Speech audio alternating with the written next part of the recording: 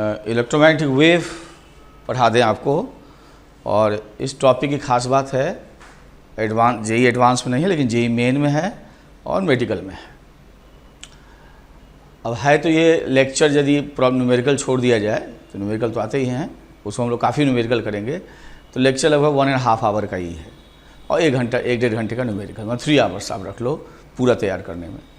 और कभी कभी जेई मेन में 3 क्वेश्चंस आ जाते हैं, तो 2 क्वेश्चंस तो हर एक शिफ्ट में निश्चित रहता है और पीएमटी में भी पूछते ही हैं और आसान भी होता है, तो इसको ज़रूर रिवाइज कर लें, ठीक है, क्योंकि आपको किसी भी एग्ज़ाम में लगभग 2 एग्ज़ाम एडवांस छोड़ के बाकी मेन और मेडिकल में 2 क्वेश्चंस का आपको फ़ायदा होगा, ठीक है। थोड़े कभी कभी कुछ टिपिकल भी पूछते हैं तो आप कर लोगे, उतना मैं करा दूंगा, ठीक है। और हम लोग जो चीज़ें मतलब की चीज़ें हैं उस पर ज़्यादा जोर देंगे जो कंपटीशन के लिए है, ठीक है।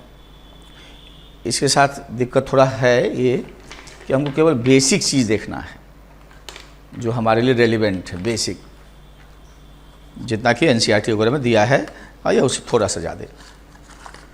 अदरवाइज़ इसकी बहुत बड़ी दुनिया है, ठीक है, तो उतना हम लोग नहीं करते हैं इस स्टैंडर्ड में। मैं कुछ लिखने जा रहा हूँ, आप उसको पहले उतारो मेरे साथ साथ। मैं कुछ लिखने जा रहा हूँ, आप उसको उतारिए मेरे साथ साथ, फिर हम लोग बातचीत करेंगे और हम लोगों को समझ में भी आएगा। कुछ देर तक तो आपको पता ही नहीं चलेगा कि ये चैप्टर कैसे पढ़ रहे हैं, तो आधे घंटे का लगभग आपको पेशेंस रखना होगा, तब आपको पता चलेगा कि ये वाला चैप्टर पढ़ रहे हैं, शुरू में नहीं पता चलेगा। सभी बच्चे जानते हैं कि जो गॉसेस लॉ ऑफ इलेक्ट्रोस्टैटिक्स है, उतारिए, Gauss's law of integral E dot d s on a close surface, मतलब total flux through a close surface equals to Q in by epsilon naught, net charge lying inside. यह है Gauss's law of electricity. Electrostatics भी electricity का ही part है, Gauss's law of electricity. उतारते चलिएगा बिना समझे हुए। चलिए, गॉसेस लॉ ऑफ इलेक्ट्रिसिटी। इसी तरह गॉसेस लॉ ऑफ मैग्नेटिज्म भी है। तो जैसे यहाँ नेट चार्ज होता है, वहाँ नेट पोल स्ट्रेंथ होता है। नॉर्थ पोल पॉजिटिव होता है, साउथ पोल नेगेटिव होता है, नेट पोल स्ट्रेंथ होता है वहाँ, फिर अप्रोप्रिएटली उसको बदलते हैं, ठीक है। तो पोल हमेशा पेयर में होता है, नॉर्थ साउथ। मैग्नेट को कितना भी छोटा काट दोगे, कितना भी छोटा लूप लोगे, तो वहीं नॉर्थ है और वहीं साउथ है, ऑलमोस्ट वहीं साउथ है। तो नॉर्थ साउथ पोल हमेशा पेयर में होते हैं, तो जितना पॉजिटिव पोल स्ट्रेंथ होता है उसको मैग्नेटिक चार्ज भी कहते हैं, उतना ही निगेटिव पोल स्ट्रेंथ भी होता है, उसको मैग्नेटिक चार्ज भी कहते हैं। तो नेट मैग्नेटिक चार्ज जो है किसी भी क्लोज सरफेस में हमेशा 0 होता है, मतलब जितना फील्ड लाइन्स अंदर जाएगा उतना ही फील्ड लाइन्स बाहर निकलेगा। तो total flux through a close surface close 3 dimensionally, is not loop, loop से तो फ्लक्स पास करेगा, that is 2 dimensional, 3 dimensionally closed, तो this is always 0। So this is Gauss's law of magnetism. This is Gauss's law of magnetism. Gauss's law of magnetism. ये अपना Gauss's law of magnetism है। इसी तरह आपके पास Faraday's law का integral form है। फैराडेज लॉ का इंटीग्रल फॉर्म है, डिफरेंशियल है integral, E dot d l. E आपका इंड्यूस्ड इलेक्ट्रिक फील्ड है, E is the induced electric field. E dot d l का समेशन क्लोज लूप में जब करोगे तो नेट ईएमएफ देगा। क्या देगा बच्चों? Net EMF in that particular loop. ये वोल्टेज हुआ। And this is always equals to rate of change of magnetic flux. Rate of change of magnetic flux, positive negative का बहुत ध्यान नहीं रखेंगे। This is Faraday's law of electromagnetic induction. Magnetism का law हुआ Faraday's law of EMI, electromagnetic induction. And then we have Ampere's law, and this is the important, B dot dl equal to mu not I, ठीक, plus dash dash dash dash, अभी आएगा कुछ, और यहाँ लिखेंगे Ampere's law, Ampere's law, और यहाँ फिर लिखेंगे कुछ,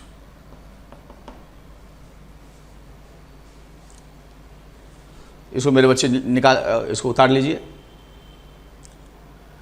अब क्या है कि इन चारों ही क्वेश्चंस में जो मैक्सवेल है, मैक्सवेल, उनका कोई कंट्रीब्यूशन नहीं है, इन चारों इक्वेशन में कोई कंट्रीब्यूशन नहीं है। बस इतना समझो कि ये दूसरे का नियम अपनी कॉपी पे लिखे और इन इक्वेशंस को इन्वेस्टिगेट करने लगे और इलेक्ट्रिसिटी और मैग्नेटिज्म की जो लॉज हैं उसमें सिमेट्री देखना शुरू किए। जो इलेक्ट्रिसिटी और मैग्नेटिज्म का जो लॉ है उसमें सिमेट्री देखना से शुरू किए कि कितना एक दूसरे से मेल जोल खाता है या एक दूसरे से कितना अलग है। तो जो इसको एनालाइज किए गौर से, तो क्या कि देखो गॉसेस लॉ दोनों का एक जैसा, चूँकि नेट मैग्नेटिक चार्ज हमेशा जीरो होता है, पोल पेयर में होता है, इसलिए जीरो है। यहाँ लेफ्ट हैंड सिमेट्री है, जैसे ई डॉट डी एल, तो यहाँ भी है बी डॉट डी एल, लेकिन यहाँ राइट हैंड सिमेट्री नहीं है। मतलब जिस तरह rate of change of magnetic flux means time dependent magnetic field, कौन फील्ड बच्चों? टाइम डिपेंडेंट मैग्नेटिक फील्ड, जिस तरह इंड्यूस इलेक्ट्रिक फील्ड देता है या इलेक्ट्रिक फील्ड देता है, वैसा यहाँ भी टाइम डिपेंडेंट इलेक्ट्रिक फील्ड या rate of change of electric flux भी मैग्नेटिक फील्ड का सोर्स होना चाहिए, other than the I. I is the conduction current, I is the conduction current. Conduction current means current caused by motion of charge particle. I is the conduction current, conduction current means charge current caused by the motion of charge particle. ठीक है, तो कहा कि देखो current carrying source, जो current का source है वो जरूर मैग्नेटिक फील्ड देता है अपने विसिनिटी में, लेकिन हमें उम्मीद करना चाहिए कि एक और सोर्स है होना चाहिए यहाँ, और ऐसा हो जाता है तो इलेक्ट्रिसिटी और मैग्नेटिज्म के जो नियम हैं, जो लॉ हैं, वो बिल्कुल सिमेट्रिकल हो जाएंगे। किस तरह? जैसे rate of change of magnetic flux electric field देता है, ये इंड्यूस इलेक्ट्रिक फील्ड होगा, या टाइम डिपेंडेंट मैग्नेटिक फील्ड, क्या बोलो, टाइम डिपेंडेंट मैग्नेटिक फील्ड जिस तरह इलेक्ट्रिक फील्ड देता है, उसी तरीके से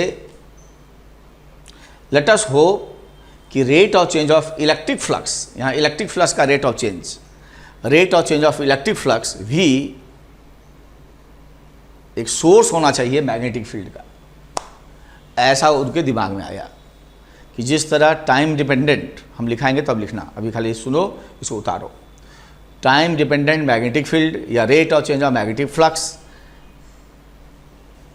इलेक्ट्रिक फील्ड दे रहा है, उसी तरह लेट अस होप कि rate of change of electric flux भी मैग्नेटिक फील्ड देगा। तो मैग्नेटिक फील्ड का दो सोर्स हो जाएगा, जैसे इलेक्ट्रिक फील्ड का भी दो सोर्स हुआ, एक चार्ज एट रेस्ट या प्रेजेंस ऑफ फिजिकल चार्ज, और दूसरा है time dependent magnetic field, time dependent magnetic field. उसी तरह यहाँ एक सोर्स है करेंट, और उन्होंने उम्मीद किया कि हो सकता है कि टाइम, जिस तरह time dependent magnetic field electric field देता है, उसी तरह टाइम डिपेंडेंट, बोलो, इलेक्ट्रिक फील्ड भी मैग्नेटिक फील्ड देगा। ऐसा वो सोचे थ्योरेटिकली। अब क्या हुआ कि उन्होंने एक थ्योरेटिकल एनालिसिस किया कि ऐसे कैपेसिटर लिए, ऐसे कैपेसिटर लिए, this is the plate of the parallel plate capacitor, ठीक है, और ये लॉन्ग वायर हैं जिससे सिमेट्री मेंटेन रहे, लॉन्ग वायर हैं जिससे सिमेट्री मेंटेन रहे।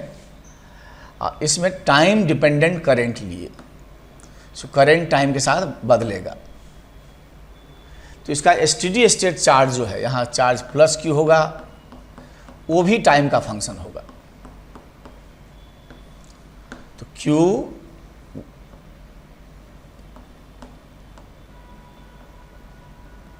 D Q by D T I होगा। देखो आई लिखो कंडक्शन करंट, कंडक्शन करंट, अब इसके अंदर इलेक्ट्रिक फील्ड होगा, और इलेक्ट्रिक फील्ड का एक्सप्रेशन आता है मेटल के सरफेस पे जितना होगा अंदर भी उतना ही होगा। अब मेटल के सरफेस होता है वहीं का सिग्मा बाय एप्सिलॉन नॉट, और ये रिजल्टेंट देता है, बहुत भाषण दे चुके हैं। तो ये आएगा Q by epsilon not a. तो जैसे जैसे चार्ज बदलेगा तो इलेक्ट्रिक फील्ड भी यहाँ बदलेगा, बदलने दो। अब क्या करो कि ऐसे सिमेट्रिकल अम्पेरियन लूप ले लो, एज ए सर्कुलर लूप जिसका एक्सिस हो ये वायर हो। तो इस लूप का जो प्लेन है, ठीक है बेटा, इस लूप का जो प्लेन है वो प्लेन, थोड़ा और पास ले लेते हैं, वो जो प्लेन है वो प्लेन इस लाइन के करंट कैरिंग कंडक्टर के परपेंडिकुलर है, और मतलब ये इसके एक्सिस से कोइंसाइड कर रहा है, तो कंप्लीट सिमेट्री है। तो करंट ऐसे है तो फील्ड ऐसे होगा, और फील्ड जो वायर होते हैं थोड़ा लॉन्ग वायर, उसमें जो उसके जो मैग्नेटिक फील्ड लाइंस होते हैं वो कॉन्सेंट्रिक सर्किल होते हैं। तो चाहे वो क्लॉकवाइज हो चाहे एंटी क्लॉकवाइज, उससे हमको नहीं मतलब है, लेकिन वो कॉन्सेंट्रिक सर्किल होता है। इस तरह पड़े हो गए, जब लॉन्ग वायर ऐसे होता है, करंट ऐसे, तो फील्ड लाइंस ऐसे होते हैं। और करंट ऐसे है तो ऐसे कर लो, तो ऐसे मैग्नेटिक फील्ड लाइंस होते हैं। इसका मतलब मैग्नेटिक फील्ड लाइंस यहाँ और फील्ड, मैग्नेटिक फील्ड लाइंस और डीएल दोनों पैरेलल होंगे। तो जब बी डॉट डीएल लगाओगे पूरे पे, बी डॉट डीएल का समेशन करोगे, एम्पियर्स लॉ लगाओगे, तो ये हमें नेट करंट आई आ जाएगा। इसे करंट फिजिकली आई पास कर रहा है इस लूप से। अब क्या है कि बी और डीएल हर जगह पैरेलल होगा, तो बी और डीएल के बीच का एंगल 0 डिग्री होगा। तो बी और डीएल का एंगल 0 डिग्री होगा, तो integral B d l mu not I, B बाहर आएगा, समेशन ऑफ डीएल हो जाएगा 2 पाई आर। तो ये अपना आ जाएगा mu not I by 2 pi R, mu not I by 2 pi R, ये इतना आ जाएगा। तो ये हुआ फर्स्ट। अब हम क्या करें कि एम्पेरियन लूप वही रखें, और ये सरफेस प्लेन सरफेस न लेकर के कोई कर्व सरफेस का वो ओपनिंग हो। जैसे जो एक्चुअली जो एम्पेरियन लूप होता है वो लूप किसी ओपन सरफेस का पार्ट होता है, ठीक है। और उस ओपन सरफेस, जो लूप के द्वारा ओपन सरफेस है जिसका वो बाउंड्री है, ये जो लूप होता है वो जिस सरफेस का बाउंड्री है, ओपन बाउंड्री है, उसी से जो नेट करंट जितना पास करता है उस सरफेस से, वही आई होता है यहाँ।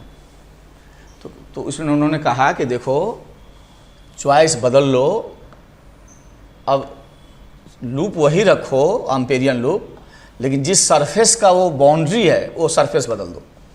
तो उन्होंने ऐसे लिया, वो फिर से वो टाइम डिपेंडेंट है, और ऐसे एक टिफिन बॉक्स ले लिया, ऐसे टिफिन बॉक्स ले लिया। ये इलेक्ट्रिक फील्ड है, इसमें चार्ज प्लस क्यू है, और टाइम डिपेंडेंट है चार्ज, क्योंकि करंट खुद ही टाइम डिपेंडेंट है। तो इसका steady state charge time dependent है। अब फिर से एम्पियर्स लॉ लगाएंगे, तो फिर यहाँ होगा, ये R है तो B इंटू 2 पाई आर बराबर net current passing through the surface of which the given Amperian loop is the boundary. तो जिस सरफेस का ये बाउंड्री है उस सरफेस से करंट कितना आर पार हो रहा है। तो ये जो टिफिन बॉक्स है उसे करंट को आर पार होना चाहिए। तो टिफिन बॉक्स में फिजिकली करंट यहाँ तक गया, आगे रुक गया, आगे तो इलेक्ट्रिक फील्ड है, फिजिकली आगे तो कोई चार्ज का मोशन हो रहा नहीं है बियॉन्ड द प्लेट। तो क्या प्लेट के बीच में चार्ज का मोशन हो रहा है? नहीं। इसका मतलब no net current is passing through the surface of which the given Amperian loop is the boundary, open boundary. तो जिसका वो बाउंड्री है, उस जिस सरफेस है उसे नेट करंट नहीं पास किया, तो ये आ गया 0। अब उन्होंने कहा कि देखो भाई ये तो बहुत गड़बड़ है कि फिजिकली चीज़ वही है, पॉइंट वही है, अरेंजमेंट वही है करंट कैरिंग कंडक्टर का। एक तरीके से एम्पेरियन लूप लेते हैं तो फील्ड कुछ आ जाता है। दूसरे तरीके से एम्पियरियन लूप लेते हैं तो बी जो है कुछ गड़बड़ा जाता है, वो नहीं आता है, बदल जाता है। तो ऐसा नहीं हो सकता। इसका मतलब उन्होंने उम्मीद किया कि एम्पियर्स लॉ में कुछ इनकंसिस्टेंसी है, एम्पियर्स लॉ में कुछ इनकंसिस्टेंसी है, कुछ उसमें इनकंसिस्टेंसी है, मतलब कुछ उसमें कंपैटिबल नहीं है, मतलब चीज़ें एक्सप्लेन्ड नहीं हो रहा है। फिर उन्होंने इसको एक्सप्लेन किया और उस एक्सप्लेनेशन से एक नए करंट का जन्म हुआ, नाम कहलाया डिस्प्लेसमेंट करंट। अभी देखेंगे, एक नए करंट का जन्म हुआ, नाम कहलाया डिस्प्लेसमेंट करंट, नाम कहलाया डिस्प्लेसमेंट करंट, डिस्प्लेसमेंट करंट। तो उन्होंने कहा कि देखो यदि यही आना है तो यहाँ पे कुछ और भी एक टर्म आना चाहिए, और उन्होंने यहाँ टर्म डाल करके उसको मॉडिफाई किया, और जो टर्म ऐड हुआ वो फंक्शन होना चाहिए रेट ऑफ चेंज ऑफ कौन फ्लक्स, बोलो यार, इलेक्ट्रिक फ्लक्स। तो यदि आप यहाँ थोड़ा एडजस्टमेंट करें, इसको मिटा दें, उतार लिए हो, देखो तो हमें आप देख क्या रहे हो, b इंटू 2πr तो था, वो 0 हो गया। आना कितना चाहिए था, इसमें mu naught into I type का आना चाहिए था, यहाँ पे mu naught into I type का आना चाहिए था। तो जरा इसमें देखो, mu naught into I type का आना चाहिए था, ठीक है। जरा इसमें देखो यार कि इस सरफेस ऐसा कुछ है जो पास कर रहा हो और जो टाइम डिपेंडेंट हो, कुछ ऐसा है? हाँ है, ऐसा है। इस सरफेस से कुछ पास कर रहा है जो टाइम डिपेंडेंट, क्या पास कर रहा है? Electric field. तो जरा इस सरफेस से फ्लक्स निकालो, तो फ्लक्स निकाले तो इलेक्ट्रिक फ्लक्स, फील्ड है E, प्लेट का प्लेन एरिया A ले लो, तो इसका ये बड़ा भी लेते हो तो नहीं, जितना इलेक्ट्रिक फील्ड पर गैप में होगा तो एरिया का जो प्लेट होगा वो होगा, and what is the angle between field and area vector, field and area vector 0 degree. अब हम लोग फाई ले लें, E का वैल्यू पुट कर दें Q/ε0A, तो यहाँ ज़बरदस्ती कुछ I लाना है, और कितना लाना है? म्यू नॉट इंटू आई, तब दोनों मेथड से एक ही आ जाएगा। इसमें दोनों मेथड से मतलब b इंटू 2πr बराबर जो 0 हो रहा है, प्लस और हमको चाहिए समथिंग जिससे कि रिजल्ट यही आ जाए, तो म्यू नॉट आई टाइप का चाहिए।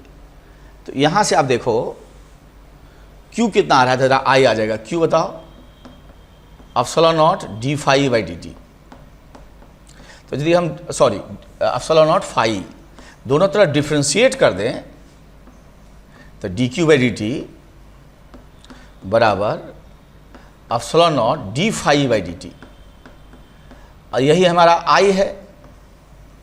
इसका मतलब ये हुआ कि यदि हम यहाँ जोड़ दें, कितना पता नहीं दिख रहा है कि नहीं, म्यू नॉट इंटू dq/dt जोड़ दें तो काम बन जाएगा,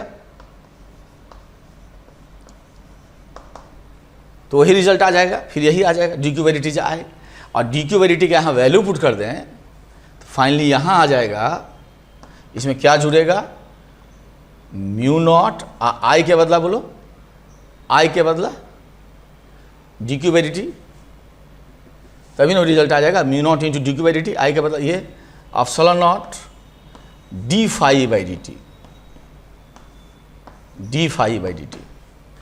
तब अब इसको यूज करोगे तब आपको कोई भी लूप लोगे एक ही रिजल्ट आएगा। तो इतना मैक्सवेल ने मॉडिफाई किया। देखो Ampere's law as modified by Maxwell. जो हम लोग एम्पियर्स लॉ पढ़े थे उसमें कंडीशन ऐसा रहेगा कि इसे असर नहीं पड़ेगा, जो जहाँ नहीं लिए थे। Law as modified by Maxwell, as modified by Maxwell. तो उन्होंने ये टर्म आपको ऐड कर दिया, तो ये इसका डायमेंशन, करंट का डायमेंशन होगा। तो ये ε0 d∅/dt का डायमेंशन, करंट का डायमेंशन होगा, कहलाता ID, ID लिखो displacement current, displacement current, displacement current,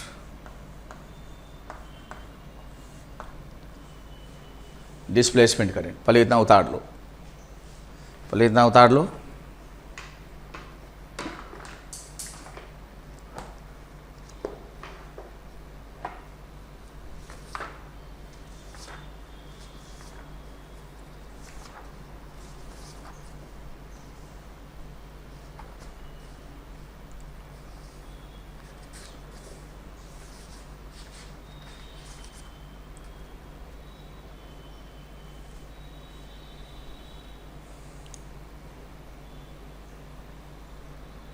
लिखो Maxwell investigated laws of electricity and magnetism. लिखो Maxwell investigated laws of electricity and magnetism and he found that there is inconsistency in the equation of Ampere's law.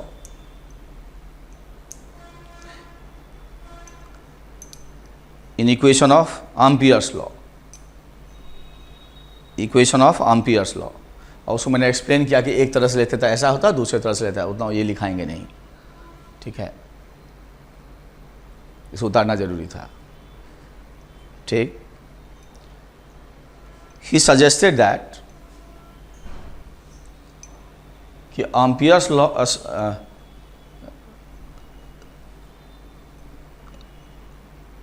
he suggested that there is inconsistency in Ampere's law,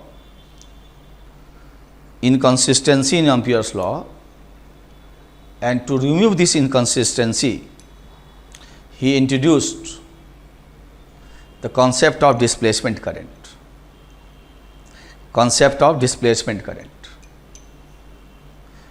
displacement current, which is caused by time dependent electric field, which is caused by time dependent electric field। ये आना चाहिए आपको, time dependent electric field, जो कि time dependent electric field से होता है, time dependent electric field, ठीक हो बेटा, टाइम डिपेंडेंट इलेक्ट्रिक फील्ड। अब लिखो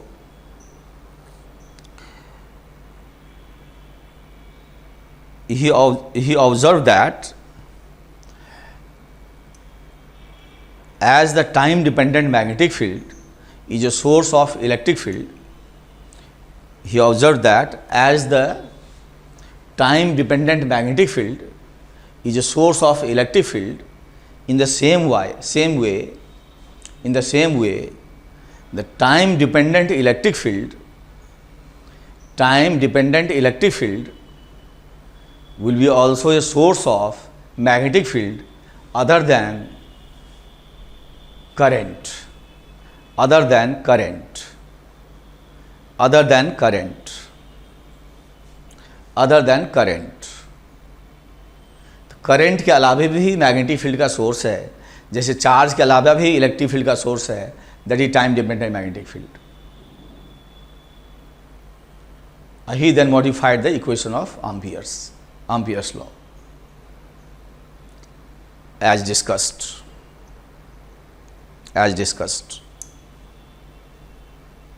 ठीक है। Therefore, time dependent electric field is the source of displacement current. Time dependent electric field is the source of, क्या बताओ, source of displacement current। And after this he concluded कि laws of electricity or magnetism are symmetrical,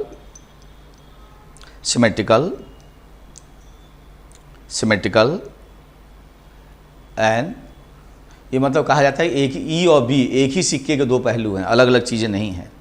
and they must be studied together, they must be studied together, and these four equations are integral form of Maxwell equation of electromagnetism। these four equations are integral form of Maxwell equation of electromagnetism. इसका differential form भी होता है Maxwell equation of electromagnetism. So electromagnetism अब हो गया electricity and magnetism. पहले electricity अलग, magnetism अलग पढ़ते थे, अब चीज़ों को एक साथ पढ़ते हैं, मतलब बीएससी से है इंटरमीडिएट के बाद। तो from this argument he developed a concept of wave called electromagnetic wave,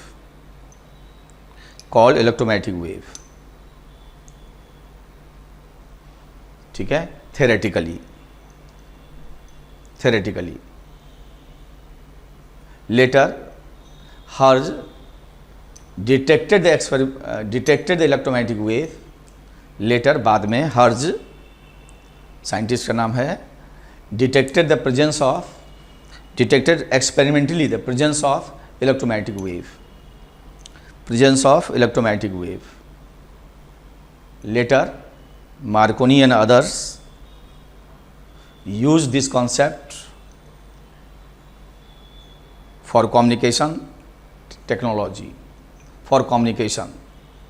technological advancement Marconi का है। And then later on use this concept in communication. तो आज जो मान लीजिए आप मोबाइल पे बात कर पाते हो, टेलीविज़न देखते हो, पूरा इंटरनेट से बुक का बुक डाउनलोड कर लेते हो, वो संभव हो पाया इसी आर्ग्यूमेंट से। इसी आर्ग्यूमेंट से संभव हो पाया। उन्होंने कहा कि देखो कि कहीं पे स्पेस में एक डिस्टरबेंस क्रिएट हो, सुनना, कहीं भी, इसको उतार लिए, कहीं भी स्पेस में एक डिस्टरबेंस क्रिएट हो इन द फॉर्म ऑफ से oscillating electric field,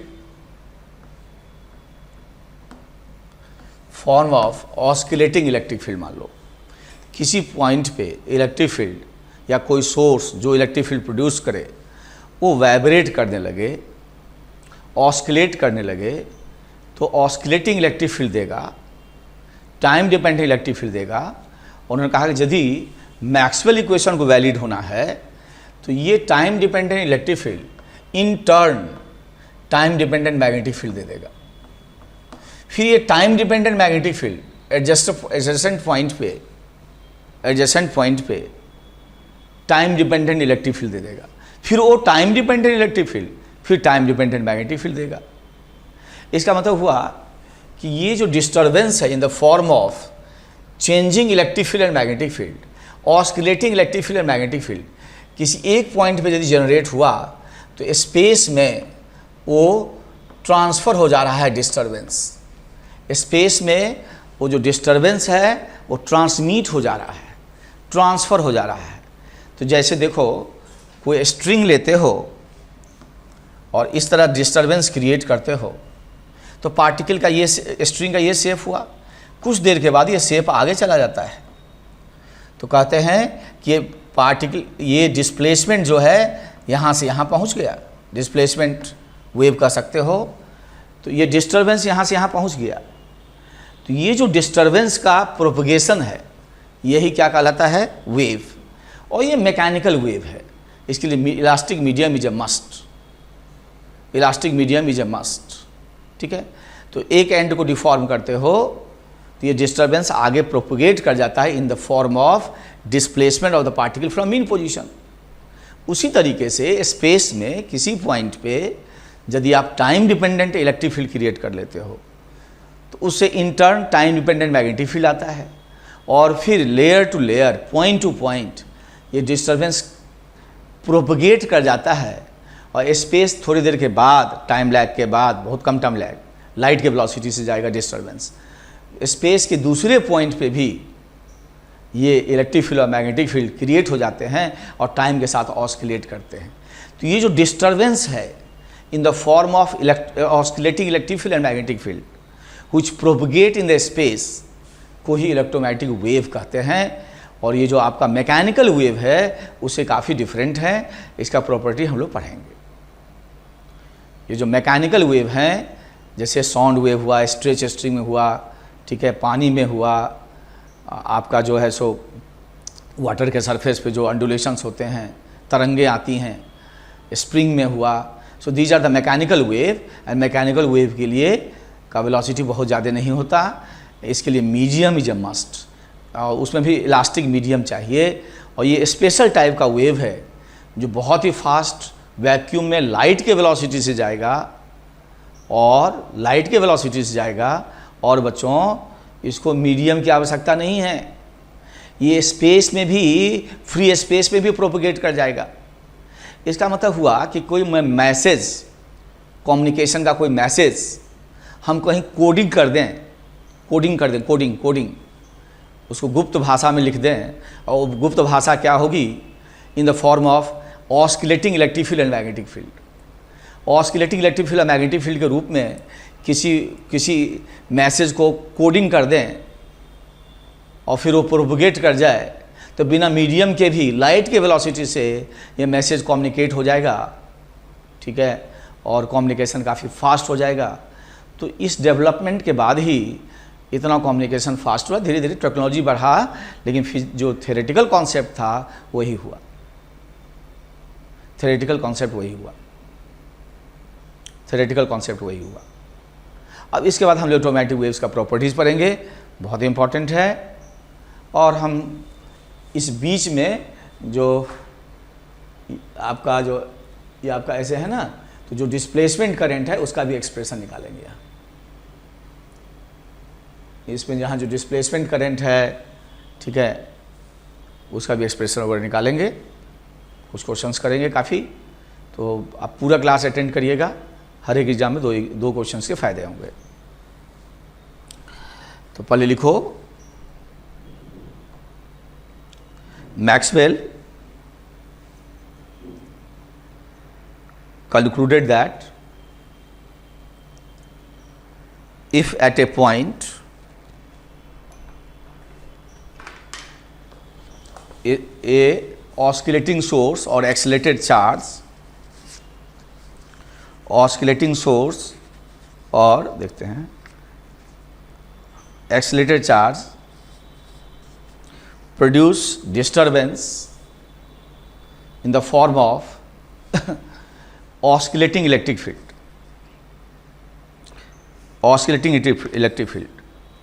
then to hold the equations, to hold the Maxwell equations, this oscillating electric field produces magnetic field in the space, oscillating magnetic field in the space, which again produces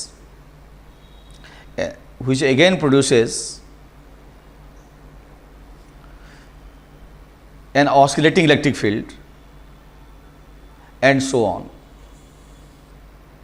And this disturbance gets propagated in the space, with frequency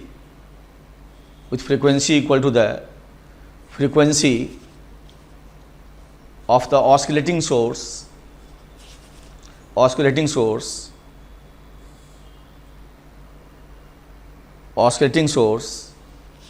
which has produced the oscillating field. And this wave is called electromagnetic wave.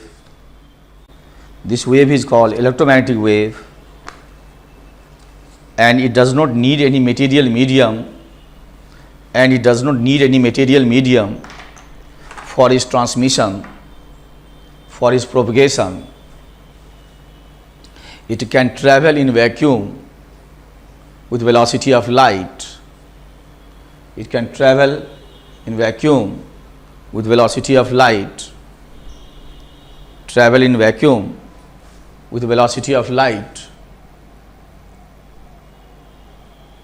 That is 3 into 10⁸ metre पर second, 3 × 10⁸ metre पर second. अब हम properties of electromagnetic waves बताने जा रहे हैं, और मैं आपको बता दूं बच्चे, हर एक सेंटेंस अपने आप में क्वेश्चंस हैं जो तो या तो आए हैं या आएंगे। लिखो properties of electromagnetic waves, properties of electromagnetic waves, properties of electromagnetic waves. पहला लिखो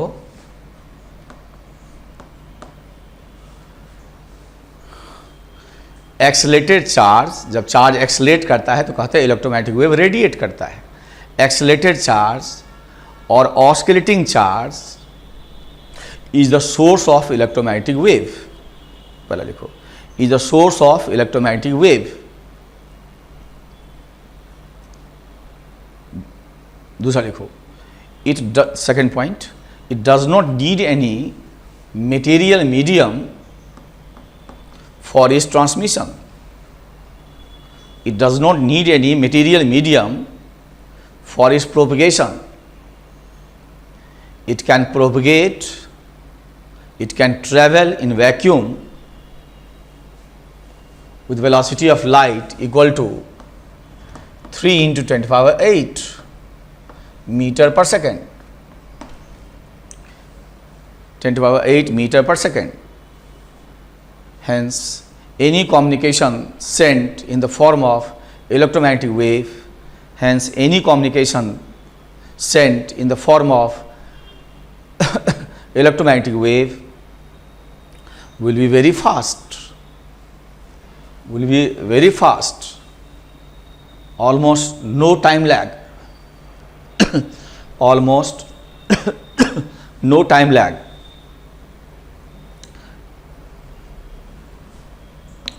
लिखो frequency of the oscillation, frequency of the oscillation of electric field and magnetic field are same, frequency same होता है, and it is equal to the frequency of source which has produced the wave, frequency of the source which has produced the wave, which has produced the wave। ये mechanical wave की तरह चीज़ होती है, which has produced the wave। Next point है, अभी करते हैं।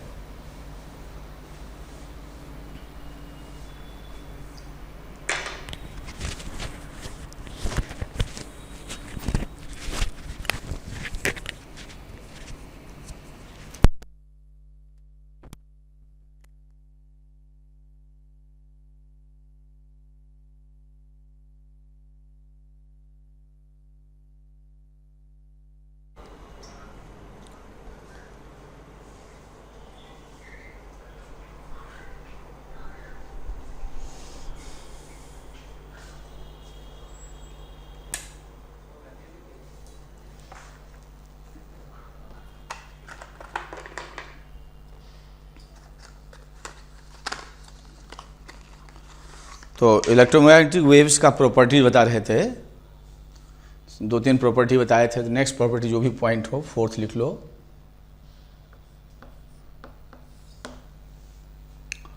लिखो electromagnetic wave is constituted by, electromagnetic wave is constituted by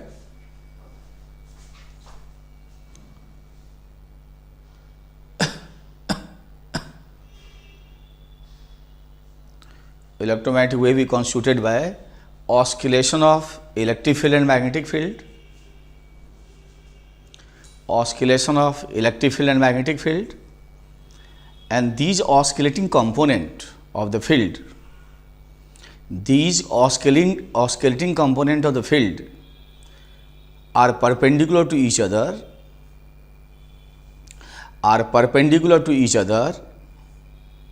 and also perpendicular to the direction of propagation, also perpendicular to direction of propagation. Hence, they are transverse in nature. कहता मतलब जो oscillation है component होगा, जो constant component है उससे मतलब नहीं है, जो ऑस्किलेट करेगा वो ई और बी का ऑस्किलेशन होगा। तो जो ऑस्किलेटिंग कंपोनेंट होगा वो दोनों म्यूचुअली परपेंडिकुलर होगा, और जिस डायरेक्शन में प्रोपगेट करेगा उसके भी दोनों परपेंडिकुलर होंगे। तो direction of propagation E B तीनों एक दूसरे के म्यूचुअली परपेंडिकुलर होंगे। फिर लिखो wave propagate in the direction E cross B, in the direction E cross B, E cross B. For example, if E is electric field is in the direction I plus J, B is in direction K plus J, then wave will propagate in the direction defined by E cross B, cross product ले लो, तो I J K घुमा के, तो I cross K minus J, I cross K minus J, I cross J plus K, I cross K, sorry ये छोड़ है, J cross K plus, अरे यार बराबर क्यों ना, I cross K minus J, I cross J plus K, ठीक है, J को उठाओ, J क्रॉस K I, ठीक। ये थोड़ा गड़बड़ है, दोनों म्यूचुअली परपेंडिकुलर होना चाहिए, है परपेंडिकुलर नहीं, थोड़ा सा गड़बड़ है ये, रुको, ई और बी म्यूचुअली परपेंडिकुलर होना चाहिए, और डायरेक्शन के प्रोपगेशन के भी परपेंडिकुलर होना चाहिए। थोड़ा पहले आसान ही ले लेते हैं, ई ले लो, मान लीजिए आई में है, बी जे में है, तो लिखो wave will propagate in the direction i cross j, that is k cap, wave will propagate in the direction i cross j, that is k cap. थोड़ा आसान ले लिए, अभी शुरू कर रहे हैं इसलिए। अब लिखो electric field and magnetic field, so E cross B के डायरेक्शन में वेव प्रोपगेट करता है। Electric field and magnetic field oscillate in the same phase, oscillate in the same phase, एक ही फेज में ऑस्किलेट करते हैं, so that oscillate in the same phase. एक पॉजिटिव मैक्सिमम होगा तो दूसरा भी पॉजिटिव मैक्सिमम होगा, एक निगेटिव मैक्सिमम होगा तो दूसरा भी निगेटिव मैक्सिमम होगा। और कोई हम एक केस ले लेते हैं कि मान लीजिए हमारा वेव एक्स में जा रहा है, एकदम आसान केस लेते हैं, वन इलेक्ट्रिक फील्ड वाई में है मान लो, और ये और मैग्नेटिक फील्ड जेड में है। तो देखो ठीक है, ये दोनों म्यूचुअली परपेंडिकुलर है, ये जे है तो जे क्रॉस के, तो ई क्रॉस बी, तो जे क्रॉस बी आई होना चाहिए। इसका मतलब वेव किस में जाएगा बोलो, एक्स में। तब हम लोग ऐसे लिखेंगे इलेक्ट्रिक फील्ड का वाई कंपोनेंट, यदि साइनसॉइडल वेव है, नहीं मतलब इलेक्ट्रिक फील्ड ऑस्किलेट कर रहा है साइन के फंक्शन या कॉस के फंक्शन के रूप में, तो बराबर इसका मैक्सिमम वैल्यू, पिक वैल्यू √2 से डिवाइड करोगे तो RMS मिलेगा, साइन या तो kx माइनस ओमेगा टी, या kx प्लस ओमेगा टी, या ओमेगा टी प्लस kx। अब इसी तरह जो मैग्नेटिक फील्ड होगा वो हमारा जेड में है, तो उसका मैक्सिमम वैल्यू होगा पिक वैल्यू B0, अब फेज एंगल यही रहेगा kx माइनस ओमेगा टी। अब k जो है कहलाता है वेव नंबर, जैसे वेव में पढ़े होंगे 2π/λ, लिखो वेव नंबर। ओमेगा आप जानते हो 2π/t, angular frequency, angular frequency. तो इसमें होता क्या है कि ये के वेव में आप पढ़ते होंगे, पढ़े हैं, ये अपने आप में कांस्टेंट होता है, तो इसको डिफ्रेंशिएट करोगे तो वेव के प्रोपगेशन का वेलोसिटी मिलेगा, तो dx/dt माइनस ओमेगा, तो dx/dt हो जाएगा ओमेगा/k, और ओमेगा/k करोगे तो ये आ जाएगा λ/t, ओमेगा में k से डिवाइड करो, So this is basically wave velocity is c. c is the velocity of light. Free space में है तो फ्री स्पेस में, और मीडियम में यदि है तो लाइट का वेलोसिटी उस मीडियम में है जिसमें वेव प्रोपगेट किया है। अब ये जो है देखो, wave is propagating in positive x, क्योंकि डी एक्स वेरिटी पॉजिटिव आया, डी एक्स वेरिटी पॉजिटिव आया। तो यदि आप पढ़े होगे वेव में कि यदि के एक्स प्लस ओमेगा टी या omega T minus omega T, sorry के एक्स माइनस ओमेगा टी, चाहे ओमेगा टी माइनस के एक्स, ऐसा है तो वेव जा रहा है पॉजिटिव एक्स में। और यदि के एक्स प्लस ओमेगा टी है, या ठीक है, इसका मतलब इसको कांस्टेंट करोगे तो माइनस आ जाएगा, तो इसका मतलब वेव जा रहा है नेगेटिव एक्स में। कहीं लिखा रहेगा के जेड प्लस ओमेगा टी, के जेड, के into Z plus omega T, मतलब वेव किधर प्रोपगेट कर रहा है, ऐसा साइन या कॉस का फंक्शन होगा, तो कहोगे माइनस जेड में, निगेटिव जेड में। ये जेड है ना, तो जेड डायरेक्शन में वेव जा रहा है। तो यहाँ जो लिखा रहता है वही वेव का डायरेक्शन देता है, और ये डायरेक्शन देता है फील्ड के ऑस्किलेशन का, और ये डायरेक्शन यहाँ जो लिखा रहता है उस पर्टिकुलर फील्ड के ऑस्किलेशन का। ये सब इसके मैक्सिमम वैल्यू हैं, पिक वैल्यू हैं, ये इसके मैक्सिमम वैल्यू हैं, पिक वैल्यू है। तो के एक्स यदि प्लस का कॉम्बिनेशन है, माइनस नहीं है कहीं, चाहे इसमें चाहे इसमें, इसका मतलब वेव उल्टा जाएगा। तो इसमें वेव इज प्रोपगेटिंग लिखो in negative z, wave is propagating negative z. तो अकॉर्डिंगली जरूरत पड़ने पर निकाल लेंगे, के कहलाएगा वेव नंबर। ठीक हो। अब इसी का साइनोसॉइडल वेरिएशन दिखाना चाहो, ठीक, इसका इन्वेलप दिखाना चाहोगे तो इस पर्टिकुलर एग्जाम्पल में ऐसे हम x ले लें,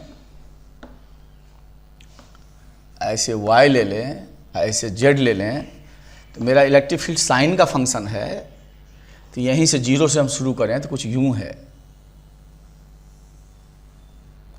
ये किसका ऑस्किलेशन है? इलेक्ट्रिक फील्ड का। ये y में है, ऐसे ऐसे ऐसे गया, फिर ऐसे हो गया, कम हुआ, उलट गया, दिख रहा है, उलट गया, ऐसे हो गया, बढ़ता गया, साइन मतलब साइनोसॉइडली वेरी कर रहा है। और ये जो है ये जेड के अलॉन्ग है और सेम फेज में है, तो ये कुछ ऐसे होगा,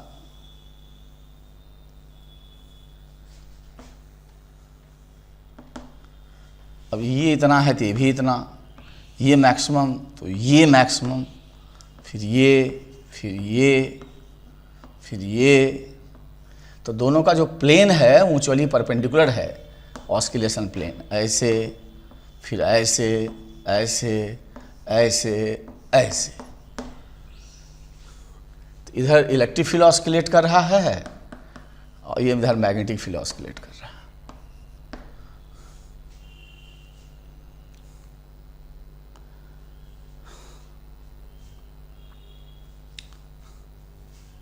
अब एक रिलेशन है जिसको हम लोग सीधे याद करेंगे, याद रखना, ई नॉट दोनों के पिक में ई नॉट बराबर सी बी नॉट, ई नॉट बराबर सी बी नॉट, ई नॉट जो होगा सी बी नॉट के बराबर होगा, और सेम फेज में होगा तो पूरा का पूरा ये उतर जाएगा, मतलब पूरा ई वाई से बी जेड मिल जाएगा। यदि आप बी से ये मिल जाएगा, सी से मल्टीप्लाई कर दो, केवल डायरेक्शन देखना पड़ेगा किस डायरेक्शन में ऑस्किलेट कर रहे हैं। सी लिखो वेलोसिटी ऑफ लाइट, सी लिखो वेलोसिटी ऑफ लाइट। ये यदि भूल जाओ तो इसको बेईमानी करके डायमेंशनली निकाल सकते हो। फोर्स बराबर फोर्स, क्यू कट गया तो ई बराबर वी भी, तो ई के बदला ई नॉट, सी के बदला वी के बदला सी और बी नॉट। अब लिखो velocity of light in vacuum होता है 1/√μ0 into epsilon naught. Velocity of light in vacuum लिखो, फिर लिखो velocity of light in vacuum हो गया, velocity of light in medium लिखो 1/√μ0 इंटू म्यू आर है relative permeability, epsilon naught into epsilon r, जानते हो सबका नाम। म्यू आर लिखो रिलेटिव परमेबिलिटी, रिलेटिव परमेबिलिटी, ठीक है, for non magnetic material and free space. जो नॉन मैग्नेटिक मटेरियल हैं, मैग्नेटाइज नहीं होते, लिखो for example grass, rubber. For non magnetic material like, very important, glass, rubber, mu R equal to 1, mu R equal to 1। Epsilon R लिखो relative permittivity, epsilon R लिखो relative permittivity. अब क्या करें, refractive index जो होता है किसी medium का, वैक्यूम के रेस्पेक्ट में पढ़े होगे, होता है velocity of light in vacuum upon velocity of light in medium. तो मीडियम में कमज़ोर हो जाता है wave velocity, divided by mu हो जाता है, म्यू का वैल्यू 1 से ज़्यादा होता है। अब इसको डिवाइड करो C0 में, इससे तो ऊपर चला जाएगा और ये डायमेंशनलेस क्वांटिटी मिलेगा, क्या, under root of, very important relation, mu not into epsilon R, ये डायमेंशनलेस क्वांटिटी मिलेगा, under root of mu R epsilon R.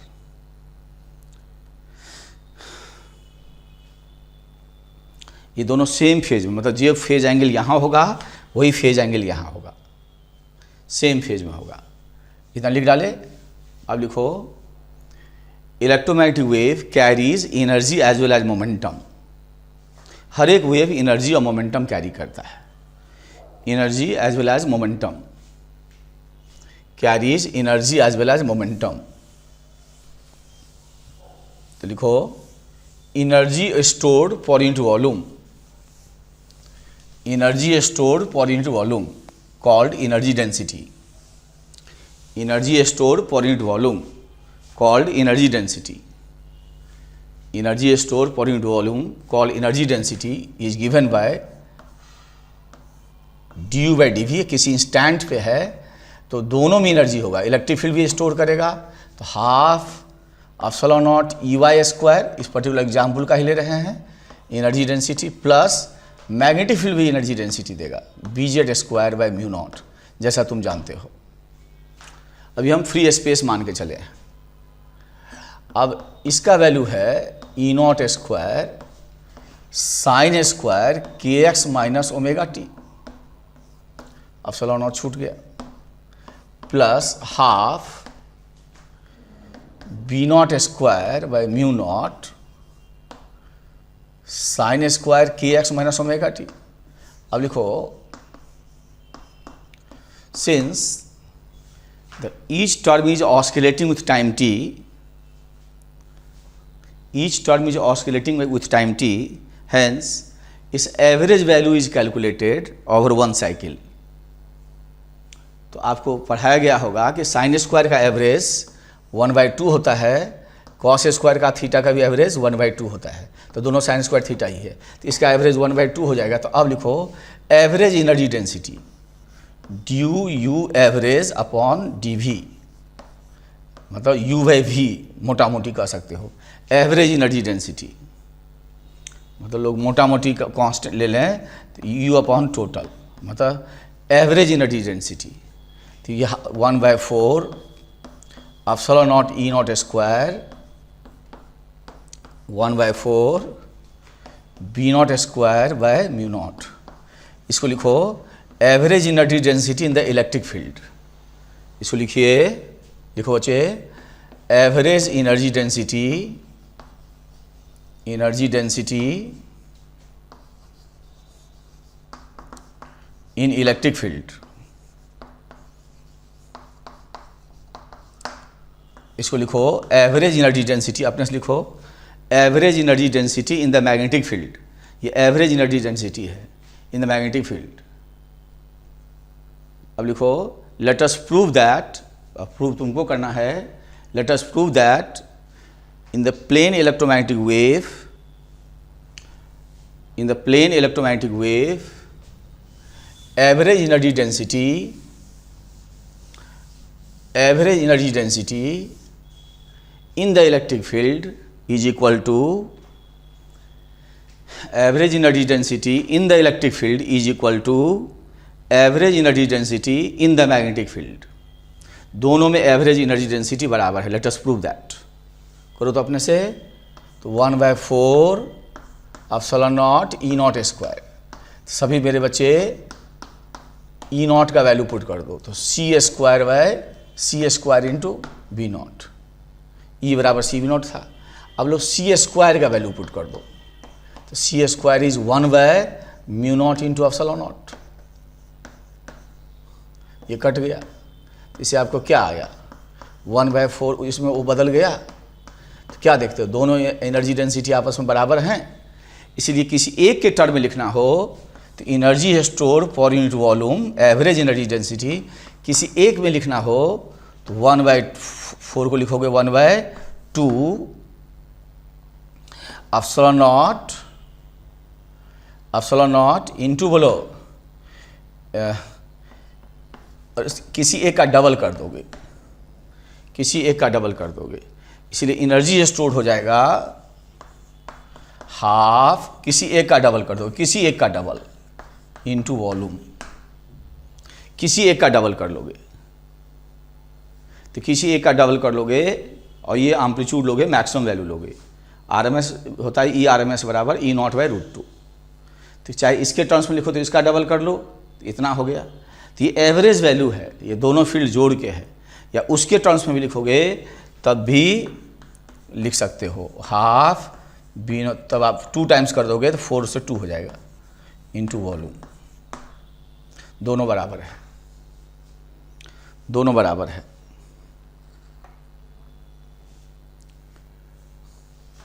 लिखो average energy density in a medium, average energy density in a medium, तो average energy per unit volume होता है, किसी एक terms में लिखो हाफ म्यू नॉट का साथ ही म्यू आर आ जाएगा, ये ध्यान रखना, इंटू ई नॉट स्क्वायर, ठीक है। और ये बराबर होगा, याद रखना, बी नॉट स्क्वायर अब हाफ बी नॉट स्क्वायर, और म्यू नॉट का साथ ही म्यू आर आ जाएगा, चाहो तो करके देख सकते हो, म्यू नॉट का साथ ही म्यू आर आ जाएगा, एप्सिलॉन नॉट का साथ ही एप्सिलॉन आर आ जाएगा। तो एनर्जी डेंसिटी याद रहेगा। अब लिखो इंटेंसिटी ऑफ द वेव, वो भी बहुत इंपॉर्टेंट है, याद रखना है। इंटेंसिटी ऑफ द वेव, लिखो intensity of the wave is defined as energy crossing, याद रखना होगा ये सब, energy crossing per unit area per unit time, energy crossing per unit area per unit time, per unit area per unit time, area being taken in the direction of, area being taken perpendicular to the direction of propagation, perpendicular to direction of propagation। और इसको intensity आता है energy crossing per unit area per unit time, और ये बराबर आ जाता है, so this is power per unit area, ये इंटेंसिटी। तो जो एवरेज इंटेंसिटी निकालोगे तो आएगा average energy density free space में into velocity of light, average energy density into velocity of light, या in half B naught square by mu not into C naught. इसको अभी डिराइव कर देंगे, लेकिन पहले याद करो एनर्जी डेंसिटी, ये एवरेज है और ये टोटल है, टोटल है, मतलब मैग्नेटिक फील्ड वाला भी इसमें जुड़ा हुआ है, क्योंकि 1/4 1/4 1/2 हुआ। देखो इन मीडियम, मीडियम में आई एवरेज हो जाएगा, एप्सिलॉन नॉट का साथ ही एप्सिलॉन आर आ जाएगा, अपना ई नॉट होगा, और ये सी मीडियम हो जाएगा, अब बराबर होगा हाफ बी नॉट का साथ ही, मतलब म्यू नॉट का साथ ही म्यू आर आ जाएगा, और ये हो जाएगा सी एम, लाइट मीडियम में हो जाएगा। अब आप कहोगे सर ये इंटेंसिटी का फार्मूला कैसे आया? तो इंटेंसिटी था एनर्जी क्रॉसिंग, याद रखना होगा सब, बहुत इंपॉर्टेंट है। अभी प्रॉब्लम देखें, कितना प्रॉब्लम पूछे हैं। लिखो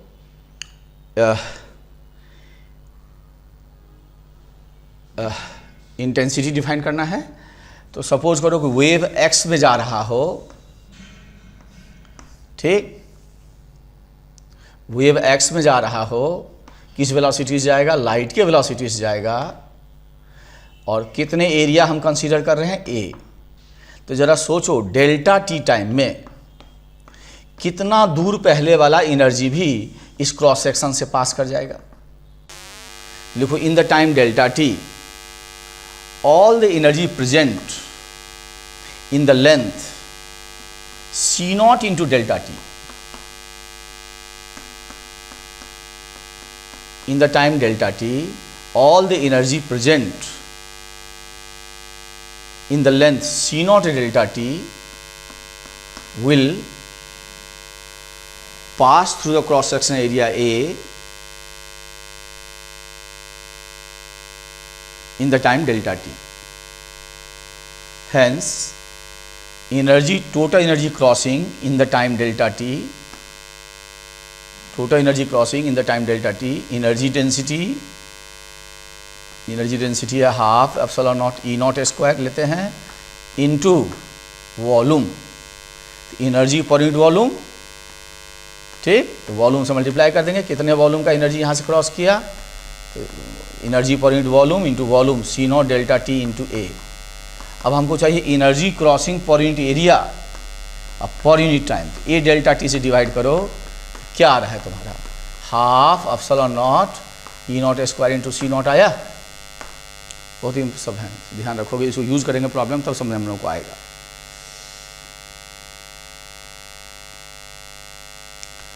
और मोमेंटम होता है बच्चों, जैसा तुम पढ़े हो ऑप्टिक्स में, h बाय लैम्डा,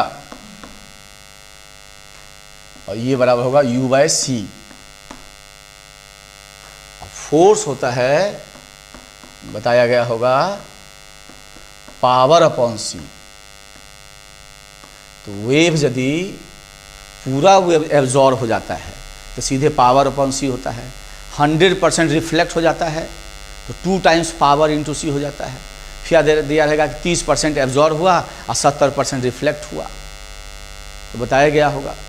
तो जो एब्जॉर्ब होगा 30% वो 0.3 का फैक्टर होगा, और जो 70% रिफ्लेक्ट होगा वो डबल हो जाएगा। देखो, for normal incidence 100% absorption force बराबर पावर अपॉन सी। फिर देखो, for normal incidence 100% reflection, 100% reflection सब पढ़ाया गया होगा, 2 times power into C, power upon C. Power upon C होता है फोर्स, ठीक है। लिखो, suppose x fraction is absorbed, only x fraction is absorbed, then force बराबर होगा, जो एब्जॉर्ब होगा वो पूरा पूरा x into power upon C plus x fraction absorb हुआ तो रिफ्लेक्ट कितना हुआ? 1 माइनस एक्स। तो जो रिफ्लेक्स होगा उसका 2 टाइम्स, तो 2 times 1 minus X power upon C. ये सोचना कि पावर अपॉन सी क्यों फोर्स हुआ, ये पढ़े होगे, इस पर क्वेश्चन किए होंगे। dp by dt is, so dp by dt is force, वहाँ हो जाएगा du by dt, और du by dt is power, power upon c is the force। तो ये आसान केस के लिए वो जो डायरेक्ट प्रोपोगेशन बताया, मान लीजिए अब होता है कि वेव आई जे में जाए, ठीक, बी मान लीजिए बी जे माइनस आई हो, और हमको ई का डायरेक्शन पूछ दे, है ना, इस तरह का। तो अभी तक आई जे के वाला किए थे, तो पहले हम लोग आई जे के वाला कर लेंगे, जिसमें एक्स वाई जेड में ही प्रोपगेशन या ऑस्किलेशन कन्फाइंड रहेगा। फिर थोड़ा जनरलाइज करेंगे, जनरलाइज में थोड़ा बहुत दिक्कत हो सकता है। और देखना है, लॉट ऑफ क्वेश्चंस आए हैं, लॉट ऑफ क्वेश्चंस आए हैं। तो पहले हम लोग थोड़ा प्रॉब्लम करना शुरू करते हैं।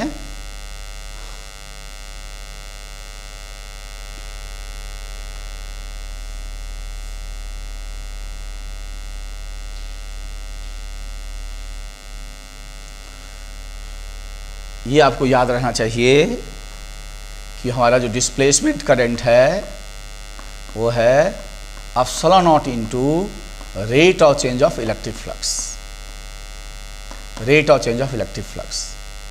ठीक है, देखो A parallel plate capacitor of plate area A is being charged by current I, is being charged by current I. Then find displacement current through a plane surface placed symmetrically between the plate. Displacement current through a plane surface placed symmetrically between the plate and parallel to the plate such that, पहला लिखो, इस area is a/2, area is a/2। तो symmetrically place किए हैं तो होगा तो ऐसे प्लेट और ऐसे कुछ और होगा, तो वैसे 3 डायमेंशन, ऐसे 1 डायमेंशन, ऐसे लाइन से ही दिखा लेते हैं। ये प्लेट है, ऐसे रहा होगा प्लेट, ऐसे और ऐसे प्लेट रहा होगा। ठीक है, तो इसका एरिया पैरेलल प्लेट कैपेसिटर का एरिया प्लेट ए है, ये a/2 है। तो इससे कितना डिस्प्लेसमेंट करंट पास कर रहा है हमको निकालना है।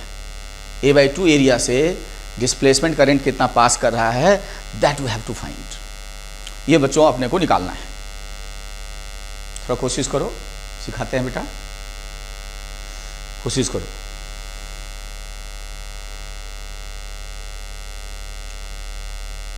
हम 20-25 क्वेश्चंस करेंगे इस पे, तभी हमने को चैप्टर समझ में आएगा कि क्या पढ़ रहे हैं। मेरे साथ साथ थोड़ा मेहनत करोगे।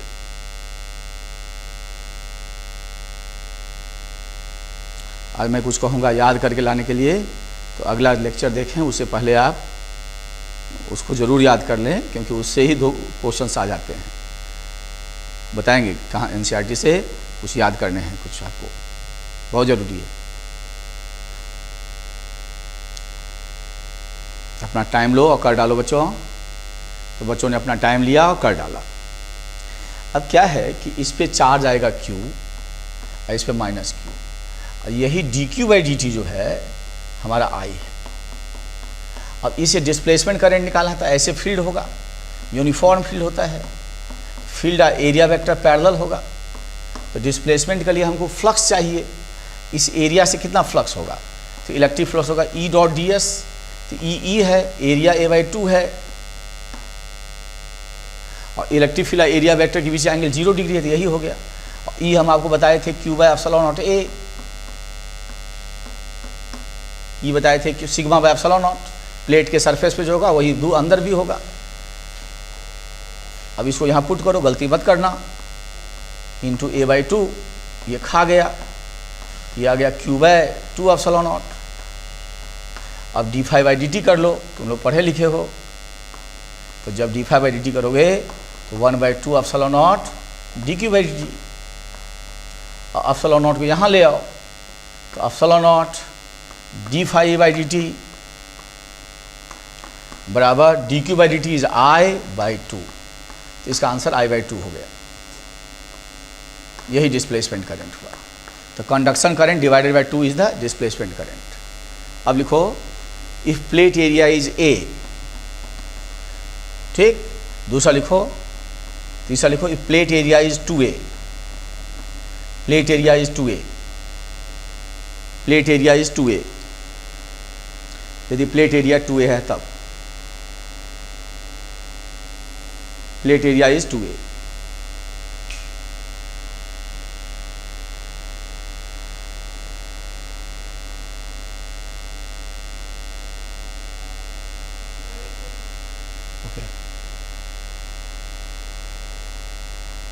The plate area is 2A।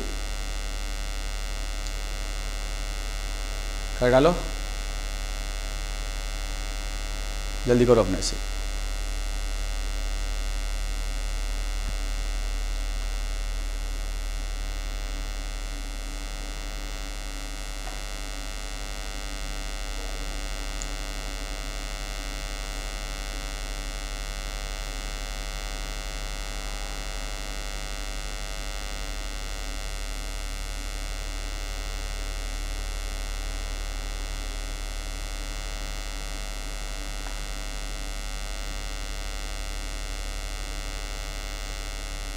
अब क्या ए एरिया से कहेगा तो फ्लक्स हो जाएगा ई इंटू ए, ये हो जाएगा ई इंटू ए, तो ये हो जाएगा इतना, 2 नहीं रहेगा, यहाँ ले आओगे आई के बराबर हो गया, ये हो गया आई के बराबर।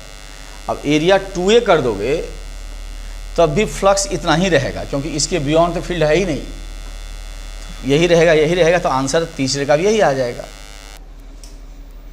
तीसरे का भी आंसर यही आ जाएगा। आई बात समझ में? अब लो,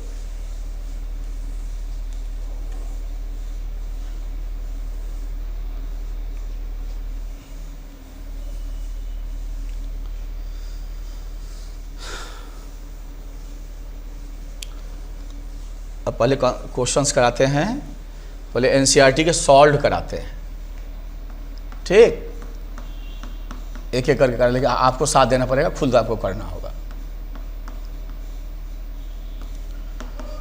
उसके बाद फिर कॉन्सेप्ट ऑफ फिजिक्स का कुछ कराएंगे, फिर आए हुए क्वेश्चंस कराएंगे, तो उससे आपका सब क्लियर हो जाएगा।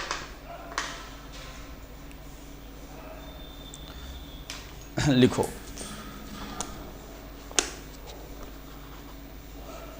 a plane electromagnetic wave of frequency, a plane electromagnetic wave of frequency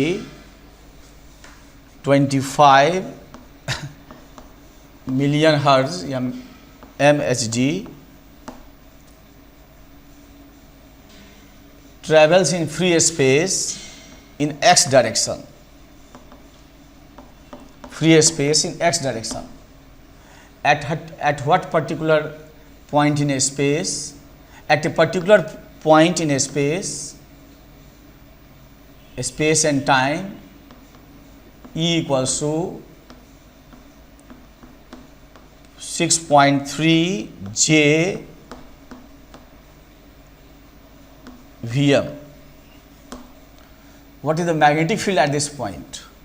तो जनरल वैल्यू पे, पिक पे तो होल्ड करता भी है और जनरल वैल्यू पे भी होल्ड करता है। What is the magnetic field at that point? पहले इसका E से लिखा लेते, E बराबर सी बी नॉट, E बराबर सी बी, जनरल पॉइंट E बराबर सी बी होगा, बस डायरेक्शन की बात रहती है, मतलब पिक के लिए होता है, इंस्टेंटेनियस के लिए भी होल्ड करता है। तो E हमारा है 6.3, C होता है, नहीं दिया है तो 10⁸ इंटू B, तो B निकालोगे 2.1 इंटू 10⁻⁸ टेस्ला, हो जाएगा 2.1 10 टेस्ला। अब इसका डायरेक्शन होगा तो E क्रॉस B करोगे तो I आना चाहिए, तो J में किसके साथ क्रॉस प्रोडक्ट करोगे कि I आ जाएगा, E cross B is I the direction of product, तो J में किसको करोगे, K को, इसका मतलब ये हो जाएगा 2.1 into 10⁻⁸ K cap,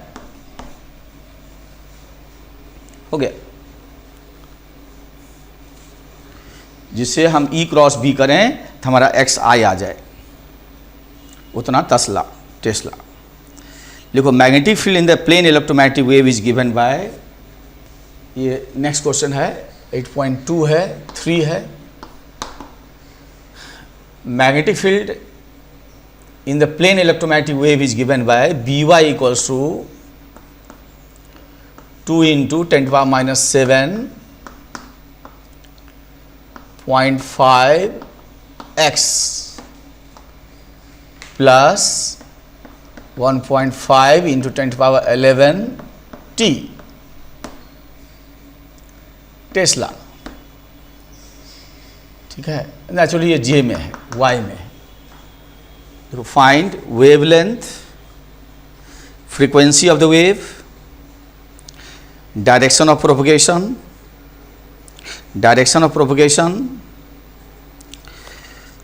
write the expression for oscillation of electric field, ठीक है। फिर लिखो एवरेज एनर्जी डेंसिटी, फिर लिखो इंटेंसिटी ऑफ द वेव,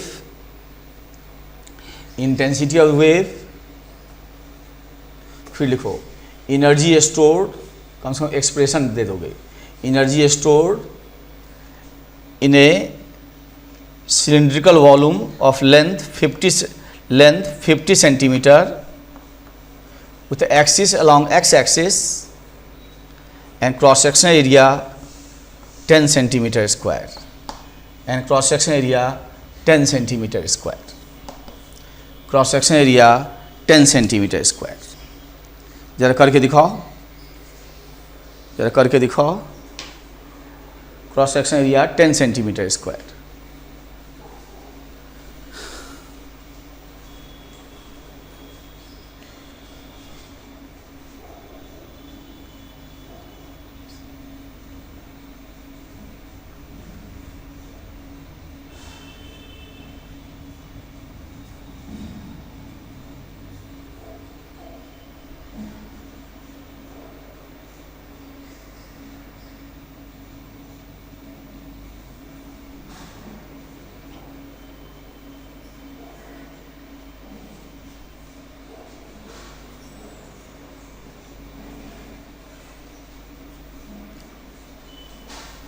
ये क्वेश्चन है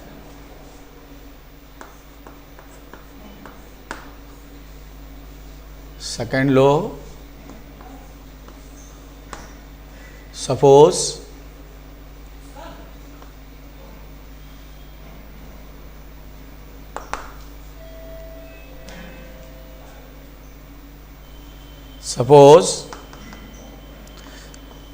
in the previous question by equals to 2 into 10 power minus 7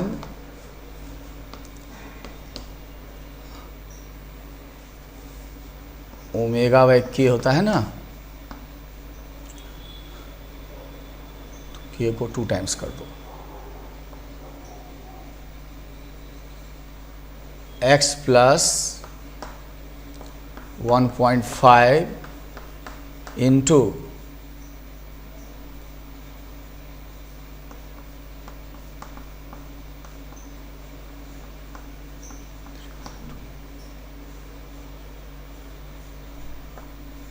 ten power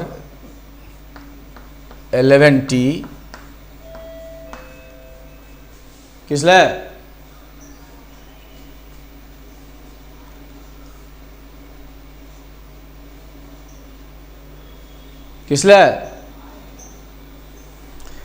what is the refractive index of the medium?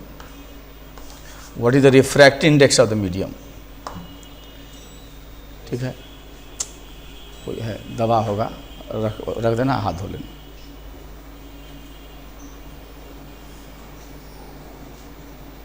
Find the refractive index of the medium. Next लिखो,